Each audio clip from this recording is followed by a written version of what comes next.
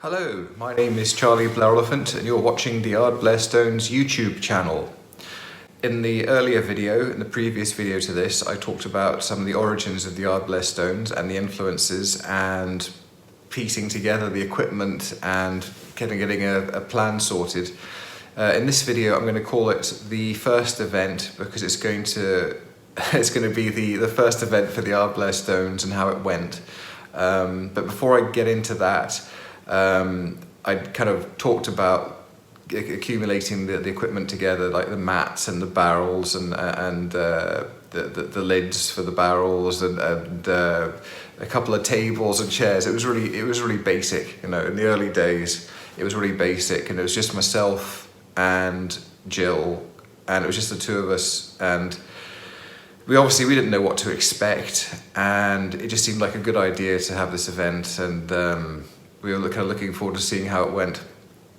One of the things I didn't cover in the last video was why are they called the Ardblair Stones. The reason they're called the Ardblair Stones is because the farm, which I live on, is called Ardblair Estate, Ardblair Farm. So it just seemed appropriate. The Highland Games, the local Highland Games is held on the Ardblair Estate. It's on the farm, so calling them the Ardblair Stones made sense. So that's why they're called that. So before sort of committed to the games, I obviously had to sort of run this notion past the games committee for the Blairgowrie Rattray Highland Games. And my father has, as I said in the previous video, he's the chieftain of the games, and he's an ex committee member, chairman of the games, in fact. And I attended a committee meeting to sort of run this notion past the committee to see what they thought about it. Now at this stage I wasn't on the committee for the games. I'd done some sort of running around, reporting scores to the local press at the heavy events, and so I had sort of been nominally involved in it, but not officially a committee member or anything like that. So I went to the meeting and I kind of explained the system of the 9 stones and what did they think about it, and it was really amazing actually, because I remember when discussing the whole subject of it, and there's this new event, let's see what happens, let's try it out. I remember everybody in the committee, and I was sitting at this table, I was sitting at a big long table, and everybody was sitting around this table, and everybody started clapping, and I thought that it was absolutely amazing. You know, it was absolutely incredible. It was sort of spontaneous, and I hadn't expected it, and as I'm sure you can imagine, it was quite a thrill. You know, it was great. For the actual, obviously, when I was at the committee meeting and we were discussing what forms is the event going to take and everything, it was there was a few ideas of what it should be called. I'd always kind of thought the Ardblair Stones was the most appropriate, but they had ideas like Charlie's Challenge, the Ardblair Stones Challenge, and but I kind of knew in myself that it was going to be I had high hopes for the Stones. I thought they were going to do really well, and I thought that the Ardblair Stones was going to be enough because people would know what they were. This probably sounds quite arrogant of me, but I had sort of high expectations of what could be done with them, and this was kind of like a start. But the committee, they were discussing having the actual event like within the main ring, like in the main arena of the Highland Games. And from my past experience of Highland Games, I kind of sensed there was a sort of slight elitism. I mean, I've been to Highland Games as a spectator. I've been there helping, and there's not many members of the public who are going to lift the rope up and go into the center ring of a Highland Games. It's just not going to happen. I think that a lot of the heavy event athletes they've trained hard, and I think I think it's fair to say there's possibly a bit of elitism there, and understandably, if people have been training for years and years and sort of perfecting their art and maybe continuing a tradition, a family tradition even. But I was, although it would be a prestigious thing to have the stones set up in the centre of the ring, it wasn't really something I was keen on, because I felt it was going to be too intimidating for members of the public. I thought it's much better to have the stones set up outside the ring, and they're more approachable, and if there's an etiquette in Highland Games, the sort of the dress code, and you really should wear kilts. It's traditional, and the stones was going to be open to everybody, men, women, children, irrespective of what they were wearing, and of course assisted athletes as well.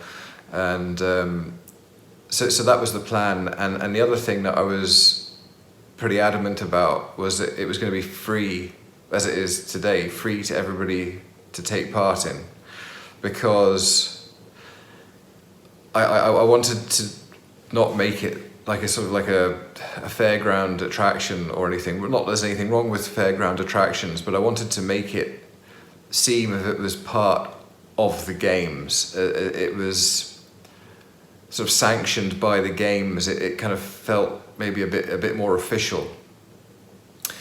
And yeah, and it's in an administrative sense as well. It would have been trickier to function, you know, if handling change and things like that. And it just, I kind of had the historic stones in mind. I guess I was still thinking about that, and the fact that you can turn up and it doesn't cost anything. They're kind of free to use. Okay, in some instances you're required to book some of the historic stones to have a go at them, to lift them. But I just wanted to make it accessible to everybody, not be intimidated. They could just go up and have a go, and it's part of the games. Because I kind of had this, I think of very successful games. I've always thought this would be a games where you had various stations in a field, and yeah, by all means, you know, you had the heavy events and the other events, the Highland dancing and everything. But I'm thinking specifically with the strength athletics, the strength events, heavy events, that it would be great if there were like stations in the field, and anybody could have a go at any event. Like anybody could have a go at a caber, maybe somebody on hand to offer some instruction. Anybody could have a go at a hammer and or the shot. And I think that would be, I suspect that's probably what it was like originally. I think probably people just got involved, and the best person won, the best man won, the best woman won, although it's up until recently it seems to be a predominantly male sport. So I think that would be a success, that would be a winner. There's a lot of sort of bureaucracy. If something becomes popular and successful, bureaucracy does tend to creep in, and I think a lot of the time it can sort of kill the original the sort of ethos or the sort of the passion for that thing. I can't help thinking that originally a Highland Games was a much more, everybody got involved, and you weren't just sort of watching from the sidelines and standing behind a rope, but you're actively involved in everything. And I think it was easier. I think it was less elitism, and it was more approachable, and I think it was I think it was probably more common in families and more traditional. But that's my take on it. So anyway, I was trying to avoid that. I was trying to avoid that with the Ardblair Stones. Make it approachable, make it easy to go and have a go, and nobody needed to feel intimidated by it, and there could be people on hand to offer advice or suggestions if needed. Again, I didn't want to be muscling in on people if they had their own specific ways of doing it, and if they were prepared to sign a disclaimer and realise the risks involved. And again, not taking money from people. It was kind of like a voluntary thing, and a lot of tourists go to the Highland Games, and that they can feel they've taken part in the Highland Games legitimately. So that was the kind of the formula. I was pretty insistent on all those things, that it was going to be easily accessible to the public. So given the green light, obviously, from Blairgowrie, and had all the equipment put together, but as I say, it was fairly minimal in those days. It was fairly basic, and it wasn't really, there wasn't a lot of people helping. It was pretty full on. In those early days, I didn't really know anything about filming, and I had a camera which, in fact, the first event I don't think I actually took pictures of. I think I have pictures of what other people took, but it never occurred to me that I would really need to film it or have a record of it. It was just kind of an experimental thing. Let's just see what happens. So the Blairgowrie Rattray Highland Games, the first event was supposed to be in 2012. So I can remember in 2011, it's always in September, that Games. It always follows the Braemar Games. So the Braemar Games, which is attended by the royal family, it's quite a popular one. That's always the first Saturday in September, and Blairgowrie is always the first Sunday in September that follows the first Saturday in September, because it's the day after the Braemar Games. So that's the formula.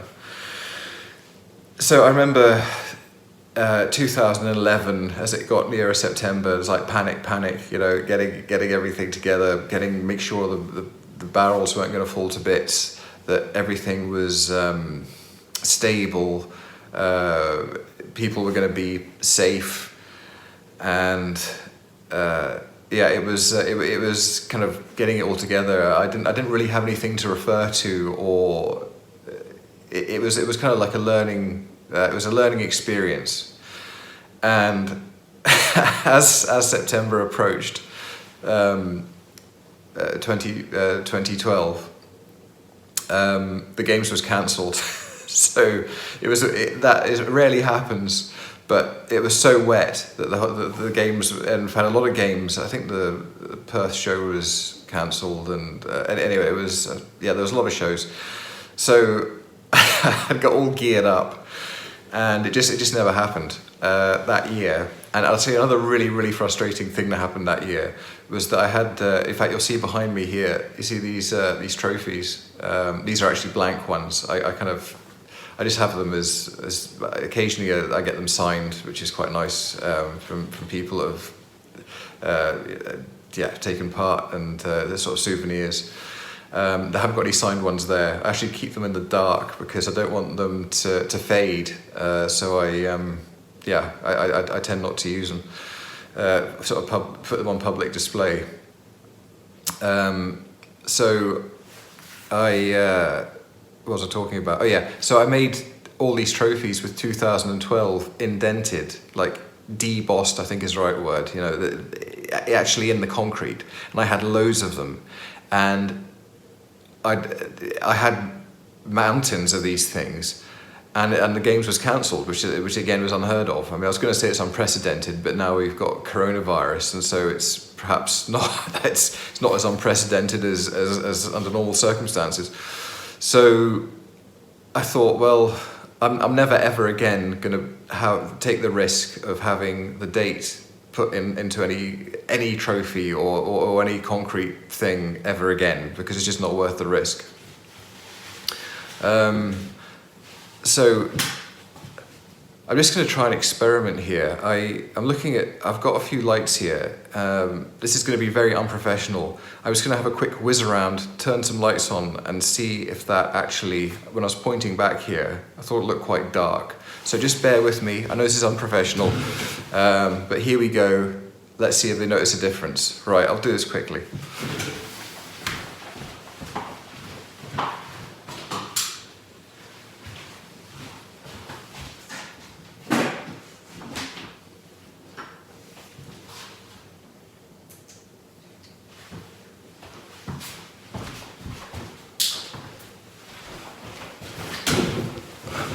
Right. Yeah, I think that is an improvement. I should have done that from the start, really, but never mind. Accidents do happen, and I think it's probably more spontaneous. So things go wrong or fall off, or yeah, probably adds to the entertainment factor. So anyway, I'll just work with it. Obviously, being the second video, I still need to practice. I'm sure I'll get better and more fluid as things go on. So this is still a learning experience for me. So please bear with me. Yeah, so the concrete thing, never again am I going to put a date, the year, into any concrete thing ever again. It's just not worth the risk.